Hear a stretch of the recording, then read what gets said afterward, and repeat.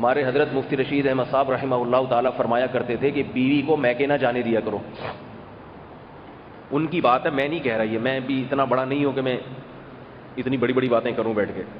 وہ بڑے بزرگ تھے, 80 سال ان کی عمر تھی, ان کے تجربے تھے, تو اپنے تجربوں کی بنیاد پر فرمایا کرتے تھے کہ جب شادی ہو جائے تو بیوی کو میکے مت جانے دو, اپنے والدین کے گھر. کہا کہ وہ پھر جب جائے گی نا تو اس کی ماں اسے الٹی سیدھی چیزیں سکھا کے بھیجے گی.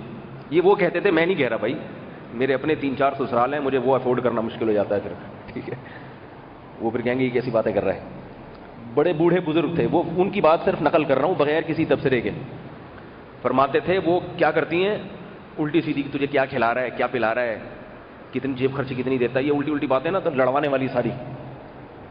تو پھر کسی نے پوچھا کہ حضرت بیوی تو یہ تو ہو ہی نہیں سکتا کہ اپنی امی کے گھر نہ جائے, وہ تو بار بار کہے گی, تو پھر اس کو کیا ٹھکائی لگائیں اس کی, اسے روکنے کے لیے کہ وہ آپ کے گھر میں ہی بیٹھی رہے, اپنی اماں کے گھر جانا تو ہے ظاہر ہے لیکن بار بار نہ جائے. کبھی کبھار تو وہ تو سب نہیں, وہ تو روکنا جائز بھی نہیں ہے, بار بار نہ جائے, تاکہ وہاں کے اثرات کم قبول کرے. آپ کے اثرات آپ کی فیملی میں جب وہ آ گئی تو اس کو تو آپ کی فیملی کے حساب سے ایڈجسٹ ہونا چاہیے نا. تو کامیاب زندگی تو جب ہی گزرے گی جب وہ آپ کے کلچر کو فالو کرے. اب وہ ابھی بھی اپنے اماں ابا کے گھر جا رہی ہے تو وہ تو اسی کلچر کو لے کے آئے گی, وہ ایڈجسٹ نہیں ہوگا. تو کسی نے کہا کہ حضرت پھر کیسے, وہ تو نہیں مانے گی تو کیا ٹھکائی لگائیں, تھپڑ لگائیں؟ حضرت نے فرمایا نہیں. کہا پھر ڈانٹیں اس کو؟ کہا نہیں, نہ ڈانٹنے کی کوشش, ڈانٹیں گے تو فساد ہوگا, بد اخلاقی کی بات بھی ہے, ہر وقت گھر میں ڈانٹ ڈپٹ کا ماحول پیدا ہوگا. ٹھکائی لگائیں گے تو یہ تو غلط ہے, اس بات پہ مارنا تو صحیح نہیں ہے. پھر حضرت کیسے روکیں اس کو؟ فرمایا اس سے یہ کہا کریں, حضرت کے الفاظ ہیں میرے نہیں ہے بھائی, فرمایا اس سے کہا کریں کہ بیگم تم جب چلی جاؤ گی تو میں تمہارے بغیر زندگی کیسے گزاروں گا, میں تو ایک پل تمہارے بغیر نہیں گزار سکتا. آئی بات سمجھ میں؟ میں تو جب تک تمہیں نہ دیکھوں مجھے بھوک نہیں لگتی. ویسے تو ہونا یہ چاہیے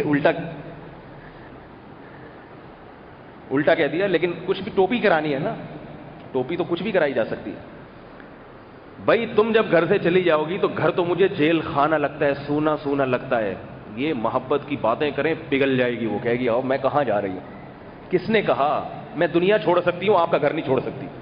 پولیس بھی آئے گی مجھے گھر سے نکالنے, میں نہیں جاؤں گی اس گھر سے. وہ تو بیچاری محبت کی بھوکی ہے, آپ سے کچھ محبت کی باتیں سننا چاہتی ہے, آپ کرتے ہی نہیں. پھر وہ اب میں تھوڑا اپنا بھی تڑکا لگا دوں اس میں, آج کل کے حساب سے نا, کیونکہ آج کل کی عورت اتنی بات سن کے خاموش نہیں ہو جائے گی. ٹھیک ہے, وہ ہمارے حضرت کی دور کی خواتین تھیں جو کہتی تھی کہ اچھا اتنی محبت, ٹھیک ہے میں نہیں جا رہی. آج کل وہ دلیل دے گی, وہ کہے گی کہ اتنی ہی محبت ہے تو گھر میں تو بیٹھتے نہیں ہو, 2 بجے تو گھر آتے ہو. دوسری طرف یہ کہہ رہے ہو کہ جب تک میں آپ کو دیکھوں نہیں تو مجھے نیند نہیں آتی, مجھے سکون نہیں ملتا. جب گھر سے جاؤ گی گھر برباد ہو جائے گا, سونا سونا ہو جائے گا, دیواروں سے وحشت ہونا شروع ہو جائے گی. تو اتنی محبت ہے تو گھر تو بیٹھتے نہیں ہو, پھر تو 24 گھنٹے میرے سامنے آ کے بیٹھا کرو. پھر آپ جواب دیں, کہیں کہ کم از کم احساس تو ہوتا ہے نا کہ میرے گھر میں تو باہر گٹکا کھا رہا ہوتا ہوں بیٹھ کے دوستوں میں, لیکن یہ احساس مجھے جوان رکھتا ہے کہ جب گھر جاؤں گا تو پہلی نظر کس پہ پڑے گی؟ بیوی پہ پڑے گی. انہی یادوں کے سہارے جی رہا ہوں میں. بھائی سب ٹوپیاں کراتے ہیں آج کل ایک دوسرے کو, سچی باتیں سب شروع کر دیں, ایک دن بھی زندگی نہیں گزرے گی, طلاقیں ہوں گی طلاقیں. یہ جو دیندار لوگ ہیں نا, ہمارے دیندار طبقہ, یہ بڑا معذرت کے ساتھ نالائق ہوتا ہے. ان کی جب شادی ہوتی ہے نا تو یہ پہلے دن سے بیوی کو ایسے دبا کے رکھتے ہیں, بالکل پردے میں, نماز میں اس کو سختی کرتے ہیں اس پہ. یاد رکھو ہم نے اپنے بڑوں سے بزرگوں سے سنا ہے کہ جو کام محبت سے ہوتا ہے وہ سختی سے نہیں ہوتا. محبت کے 2 بول انسان کے دل کو پگھلا دیتے ہیں. اللہ تعالیٰ نے انسان کو نا اپنی فطرت پہ پیدا کیا ہے, حدیث میں آتا ہے, اپنے اخلاق پہ, اپنی صفات پہ. یعنی جو چیزیں اللہ کو پسند ہیں اللہ نے وہ انسانوں کی نظر میں بھی پسندیدہ بنائی ہیں. اللہ کو سخاوت پسند ہے, انسانوں کو بھی سخاوت پسند ہے. اللہ کو سچ پسند ہے, انسان کو بھی سچا آدمی پسند. اللہ کو وفاداری پسند, انسان کو بھی وفاداری پسند. تبھی حدیث میں آتا ہے تخلقوا باخلاق اللہ, اللہ کے اخلاق اپناؤ, اختیار کرو. اللہ کو محبت پسند ہے, انسان بھی محبت چاہتا ہے. تو یاد رکھو اسی طرح اللہ کو توبہ اور معافی پسند ہے. کوئی آدمی اللہ کے سامنے اکڑ کے اللہ کو منا لے، یہ ممکن ہے؟ اکڑ کے اللہ سے اپنا کام نکلوا لے کہ اللہ تو یہ کام کر دے ورنہ پھر دیکھ، کر سکتا ہے؟ کچھ بھی نہیں. اللہ غنی ہے. لیکن 2 آنسو بہا دے اللہ کے سامنے تو 99 سال گناہوں میں مبتلا، 99 سال بتوں کی عبادت کرنے والا 2 آنسوؤں کے ذریعے اپنے 99 سال کے گناہ معاف کروا سکتے ہیں. 2 آنسو. وہ 2 آنسو کیا ہیں؟ معذرت کے اور ندامت کے.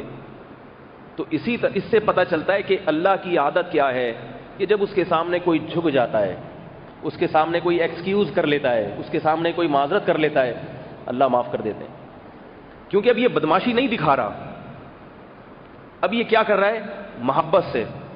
تو ایسے ہی گھر میں اگر محبت کا ماحول ہوگا، محبت سے کام کروانے کی عادت پڑ جائے تو کام بھی سارے ہوں گے، نفرتیں بھی پیدا نہیں ہوں گی اور اضافی برکتیں بھی حاصل ہوں گی. دل بنتا ہے.